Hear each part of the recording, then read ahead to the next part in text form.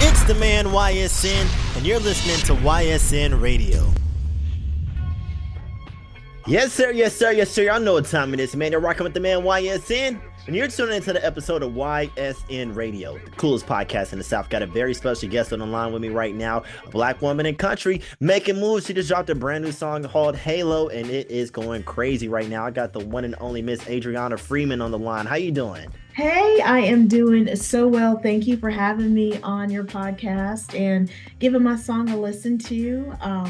Yeah, it is doing really well. I mean, it's only been out a couple of weeks and it's just taken off. So I'm very, very happy about it. Oh yeah, most definitely. Currently sitting at almost 300,000 views on YouTube and just 3 weeks of it being out. So how does it feel to see this song get so much love? Actually, it feels really, really good because I was a little nervous about putting it out. I'll be honest with you. Why is that? Well, it talks about something that's kind of hard to deal with, right? You know, we're talking about tragedy, we're talking about domestic violence, but we're also talking about, you know, running your husband over. So I was a little concerned with it. But then I was like, you know what? It is real life. That's what country music is about. That's what I like to write about. And so anything that I do write or sing about, it usually hits me in a way that is either personal or a friend, or maybe it's just something that I feel very passionate about. So that's where I just got my courage up and I was like, okay, we just gonna put it out and see what happens. Oh yeah, for sure. I feel like you didn't have anything to worry about because if Miranda Lambert can sing about keying up a man's car before he cheats and all, you know, everything, you know, you've heard the song before he cheats, and I think, you know, running a man over is okay. Well, he deserved it because he did wrong, and that's why he's wrong.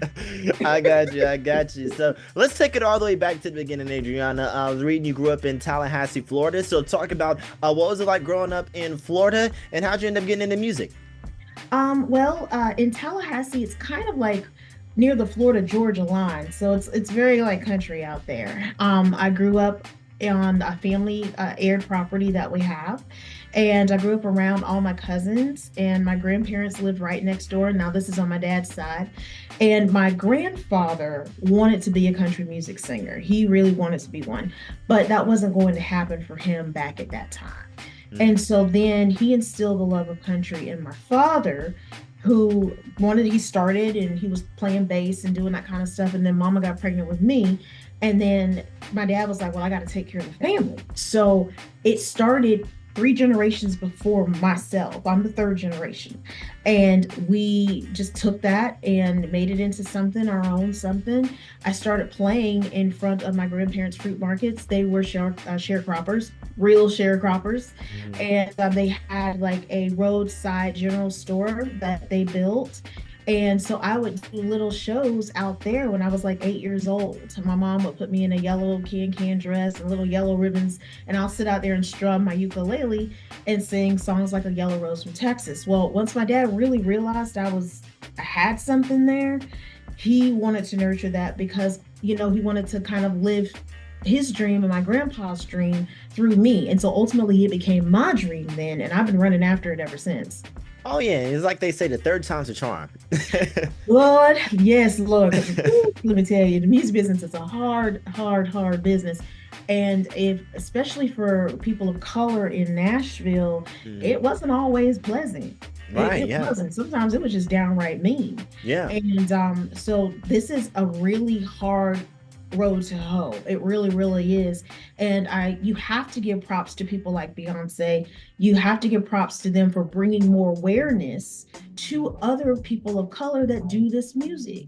Right. And we authentically love it and we sing it from the heart. So I'm just really, really excited about what's happening in Nashville. I feel the tide turning, and I think it is prime time for Adrianna to come back out. I had to dust off my little shoes and my microphone and get back out there again, but that's what I'm doing.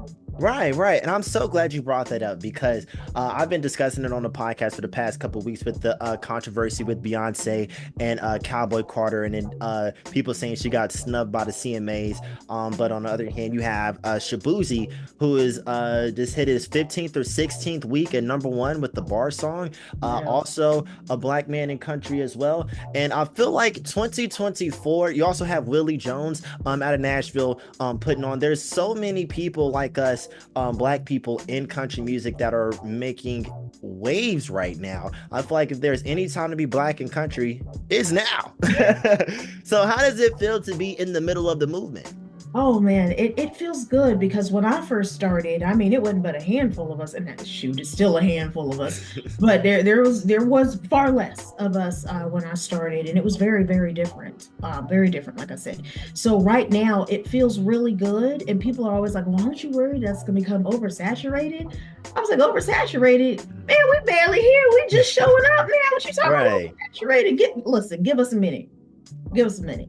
And so I'm very happy to be in the same company as some of the other artists that are coming out now. Now, my music is more traditional country music. That's what I grew up listening to. That's where I feel most at home, singing bluegrass music, roots music, and things like that. So mine is not as progressive as their music is, but that's okay because there is space for all of us in country. The one thing that a country fan always will tell you, they can tell you from the minute that you're unauthentic. No, they are some of the most brutal fans you will ever have, and some of the most loyal. Like I beckon them to like hip hop fans. I mean, they are that loyal to you. Right. So the thing is that you have to come out and be your authentic self. And so I grew up singing this music. That's what I tell people. I was like, I never tried to sing anything else because this is all I did. Matter of fact, when I was younger, I was a little ashamed of it because I got teased. I got teased about it by, my black friends. They were like, "Girl, why are you singing this stuff?" It was almost like, you shouldn't be singing this. What is wrong with you, kind of thing. And to me, it was the most natural thing in the world because that's what I grew up listening to. So when you're children, sometimes children can be a product of their environment. And so that's what my dad played all the time. Now, my mom did sneak in a little bit of rock and roll and some blues music every now and then, but that was what my dad's go-to was. So you mimic what you hear. And that's what I tell people. I was like, this sound that I have is authentic. It's not something that I'm making up, I'm straining to do, nothing like that. I didn't just wake up today and start singing country. I've been doing this. So I am so excited to see the changes. I do think for a black male in country music, it may be a little easier than it is for black women, but that is because it is a male, it's a genre that's, really pushing men. And so it's always been historically hard for a woman, let alone a woman of color, to get anywhere, to make the charts. So that's why you only hear about it, so few of them. But now that's even starting to change. I think that women are becoming more pronounced in country music. We have a lot of fans and people like what we have to say. And I think that a lot of women are being a little more ballsy too about their writing and talking about experiences. So it's exciting. I'm here for it. I'm ready for it. I can't wait. Right. No, facts. And touching back on something you said about how, you were being teased for like singing country and liking country, and you're just like you said, a product of your environment. I like how you said that because when people think of black people in country, I think one thing I read a lot is we're like novelty acts.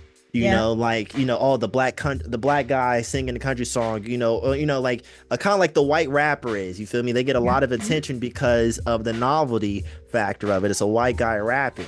So I feel like black people get the same treatment in country. It's like, oh, look, a black country singer. But like you said, that's what you grew up in, a product of your environment. And I was speaking about this on a podcast a couple weeks ago about how black people are not a monolith. I feel like a lot of times within our culture, we get so ingrained that we have to be these super hard, whether it's gangster athletes, the hip hop culture, you feel me? All this is, a hip hop center platform. I feel like just because we're black does not mean that's all we are limited to. You know, there's Right. black people who grew up in the country. There's black people who grew up in the suburbs who are probably in a punk rock band right now, you know? And I feel like now the more time progresses, the more progressive people are. And with social media giving people an outlet to create their own platform to showcase their talent, I feel like not just for, you know, black people in country, black people in all other genres outside of just hip hop are finally being able to spread their wings and show black people do this too. Yes. I mean, I agree with you 100%. And it, you know, back then, at one point, I actually saw it as a negative. And so my grandparents also sold at the local farmers market, right? And back in the day, they had like a stage and a live band. And so I would get up and do that on the weekends as I got a little bit older. And so, you know, my friends would be there. And then, you know, I'd go to school Monday and get teased. I got called Oreo. But you're right. It was just that limited way of thinking, and that this is something we're not supposed to do. Well, who told you we aren't supposed to do? Right. Who said that? No, I think that if you really want to do something and you have talent and you have God on your side, nothing can stop you. Right. You know, the only thing that can stop you is this. I think that's the hardest thing I've had to overcome as an artist, especially being a country artist and being African American and a woman, is being able to change people's minds about what they perceive country music should look and sound like. Right. And so that's the thing, man. It just, you know, now I'm older, and that kind of stuff just rolls off my back. You know what I mean? Like water rolls off of a duck's back. But back then, it did impact me a little. Like, matter of fact, I stopped singing at the farmers market because the teasing got so bad. Yeah. And I was just like, Dad, I don't want to do that. And he said, okay, well, let me find you a new place. My mom didn't really agree with him finding me new places to sing because they were rough country bars where, man, I remember one night we're in the car, and I was like, Dad, I don't know about this. And so we get ready to walk in, and I peep my head in, and we were the only two there. And I was like, oh no, Dad. Oh, no. It's like, honey, today we either sing our way out or we fight our way out. I was like, what? Oh man, that's a lot of pressure right there. Like, I was supposed to be in there. I was like 13 years old. And he's like, let's go in here. Come on, get on up here. He pushed me up to that stage, and he sat there, and the guy asked me what song I wanted to sing. And I was like, well, do you know the song Crazy? I figured that he would definitely know that one. And he was like, oh yeah, that's a standard. What key do you want to sing in? And I was like, key C. And so I just jumped up there, but you could hear a pin drop in that place. Like, we had their attention. First of all, we already had their attention. Right. Walking in. But then when we got up there, started country music, they were like, wait a minute. I don't know what I'm saying here. I don't get it, but I kind of like it. And that's how it built. So I started going around to all the little local bars in that area around Tallahassee, Wakulla, Woodville, places like that. And I started singing in those places. And it was like, someplace to go to, start, then like the bartender or the owner will be like, oh, hold on, that's Big Ed and Adrianna, let's come on in here, man, come on. You know, they started to rally behind us and almost act like a protective shield against any of the negativity that we may have encountered had they not known us. Right. So, you know, I was able to transcend and get into the hearts and the minds of the country listeners, and they didn't care what I looked like. Right. So that's the thing, is that the fans never had a problem with it. It's just the gatekeepers and well, we don't know, you know, there's no market, you know what I'm saying, you know what they say. Right. And I'm just like, but the fans don't have a problem. No, I think you don't believe there's a market. I think you are afraid to take a chance at doing this because you think nobody will follow. I was like, but I really, really believe, like I said, if you have the talent, you have the will, and you have God on your side, nothing can stop you except for those doubts, that unbelief, those negative words. That'll keep you from doing what you need to do. And so, I mean, for me, like I said, this is the right time I mean, there is no better time than right now. Right. Right now, because I think Nashville is ready. I think that they want to rally behind, an African American woman singer. They want to embrace them. It's just the thing is like it's a fine line, right? Like if you just come in here and you don't really know anybody, you're not hanging around, they haven't seen that you put your time in like most of us did. Yeah, you may not get accepted right away. It takes time. Nashville is a hard town to crack. It really, really is. And it's so many musicians there. So first of all, you got to do something to stand out. Right. And right now there's a lot of African American artists that are trying to get in. So that used to be a way to stand out immediately. Now it's like, oh, get in line. Plenty of us out here now. Right. So yeah, but I believe the music is strong. I know that my writing and my conviction and my performance in the songs that I do, I know that they will reach the hearts of the people. And I got you. Yeah, so that's all that matters to me. I'm just like, let me make some good music and throw it out there and see what happens. And so that's exactly what we did here. And it looks like it's happening. Yeah. 300,000 views in 3 weeks. It looks like it's happening. So I like how you touched on the Nashville scene and how it's a hard city to crack, because it's Music City. It's called Music City for a reason. So from the perspective of a country artist in Nashville, because I'm from Nashville myself. So I know exactly how to, especially like on the hip hop side, you feel me? A rapper come out in Nashville, it's quite the uphill battle. So, and people always, when they think of Nashville, they immediately think of country music. You feel me? The cowboy boots and the hats and stuff. So, when you say that it's a hard city to crack, what are some of the obstacles that are in the way for a country music artist coming up in Nashville?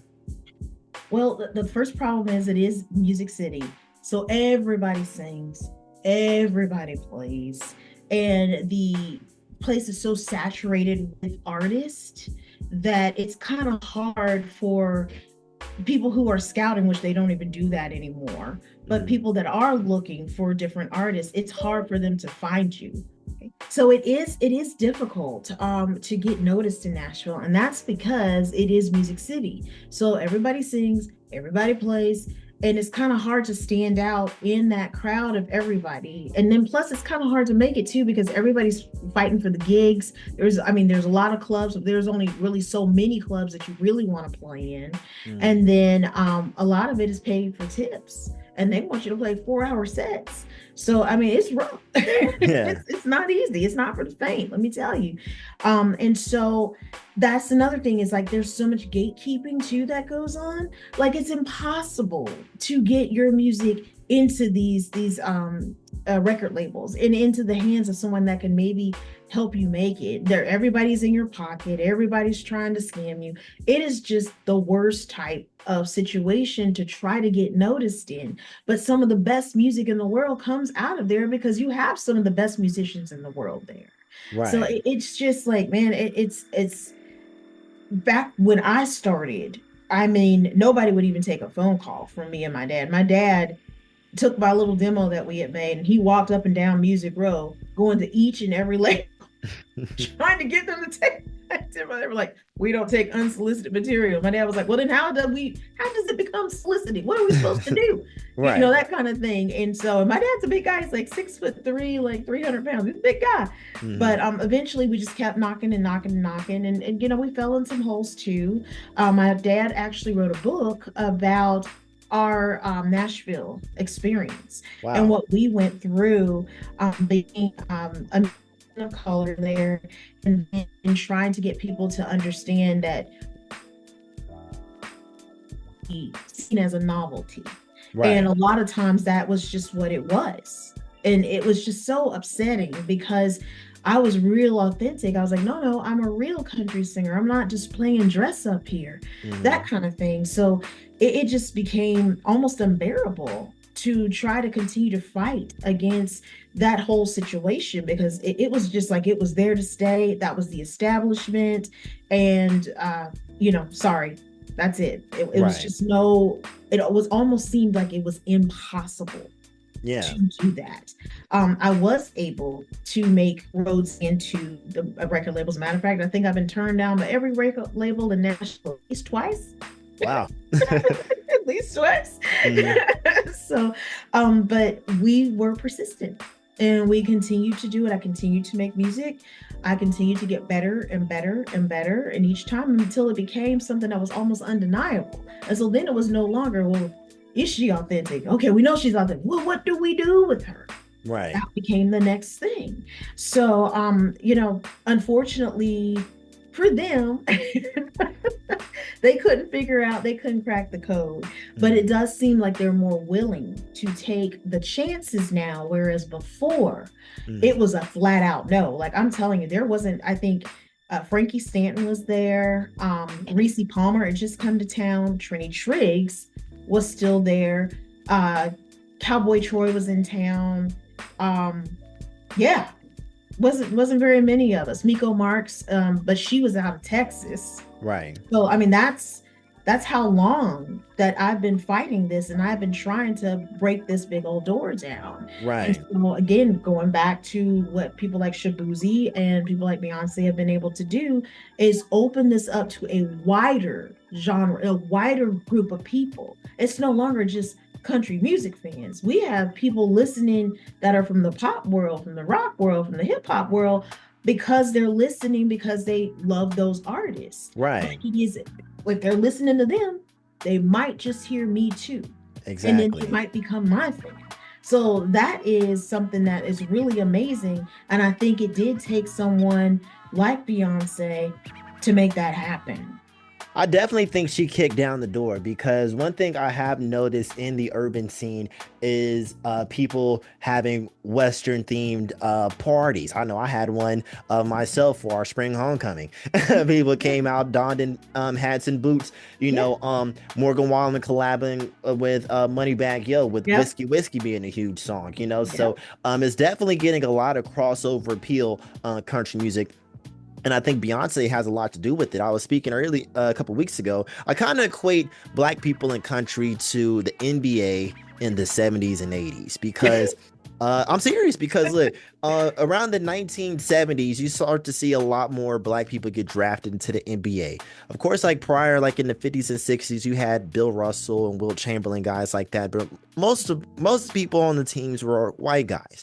1970s rolled around, a lot more black people started getting drafted into the league. And around the same time, the NBA started to get picked up on TV stations around the country.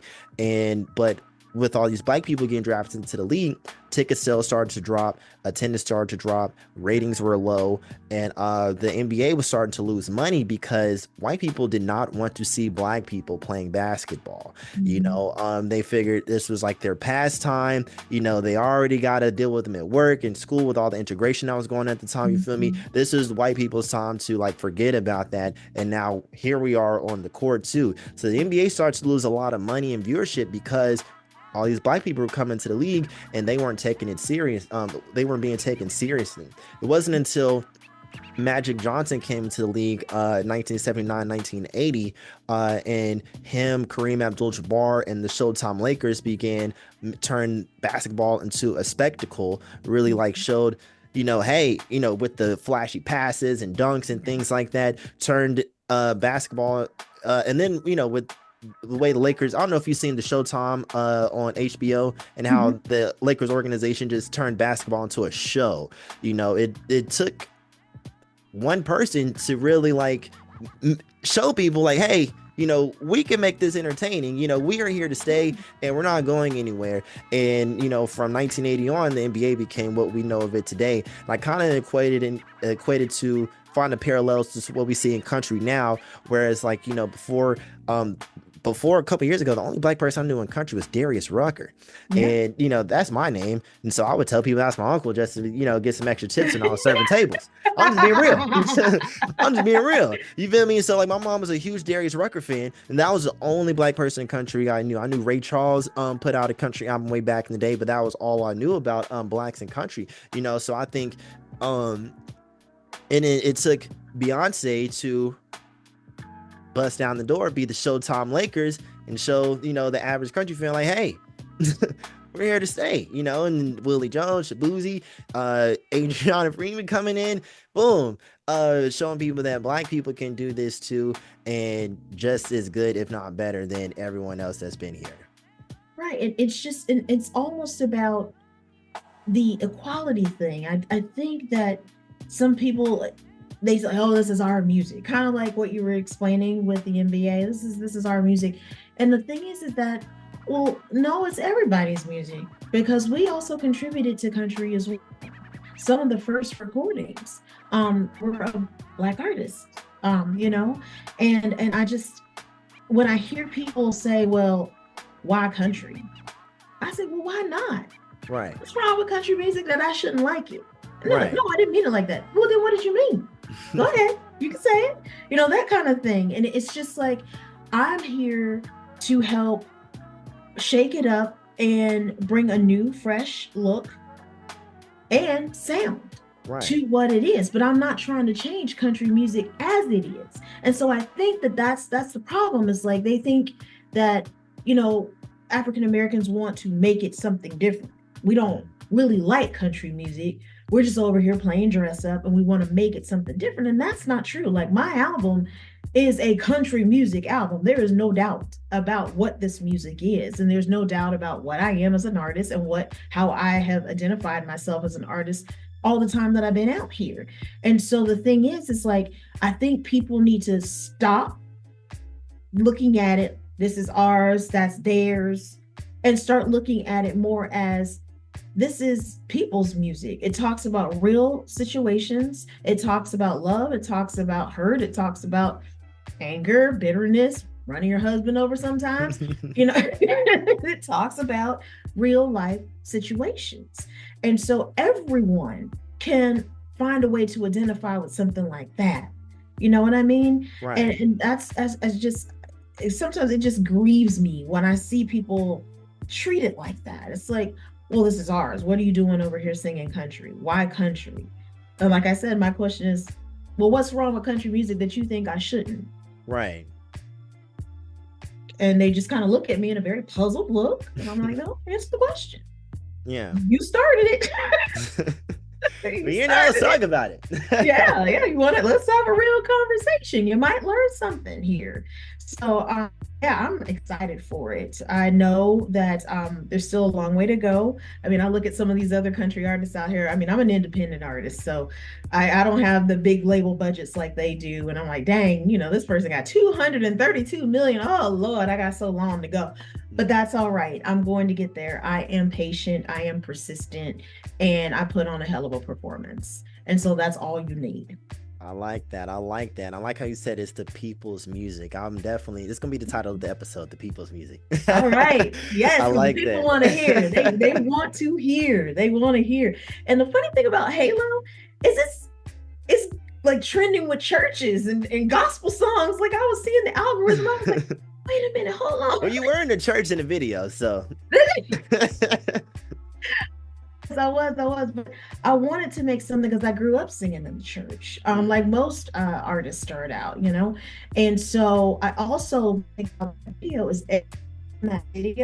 is either a close family member or a friend of me.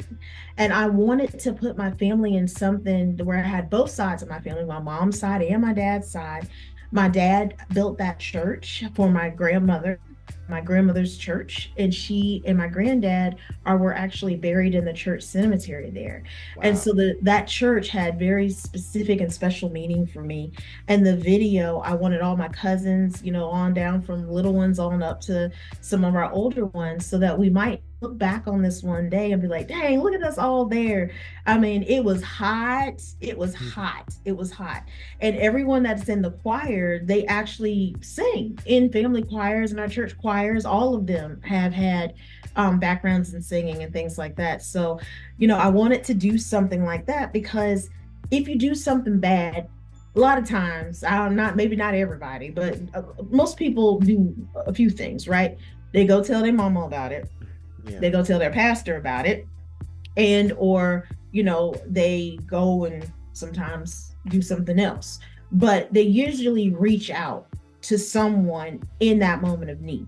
And so I wanted to convey that part to it, that it's like you can be in the darkest time of your life, and sometimes you do have to fight your way out, but there is always forgiveness and salvation, that you can always go back to God. You should testify to murdering your husband in the church, but that's what we did in this video. Yeah. I like that. I like that. Well, so yeah, a lot of people, I'm pretty sure a lot of women can resonate to that. I'm sure, they throwing a pot of hot grits or something, Gotcha.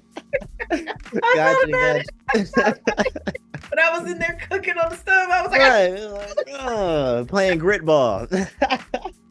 No, I did think about it, but you're right. I mean, it's just, we wanted to add some dark comedy in there because it is such a tough subject. And I think that women are resonating with, but it can be anyone. It doesn't just have to be a woman. It can be anybody who's being abused, can find themselves in that situation.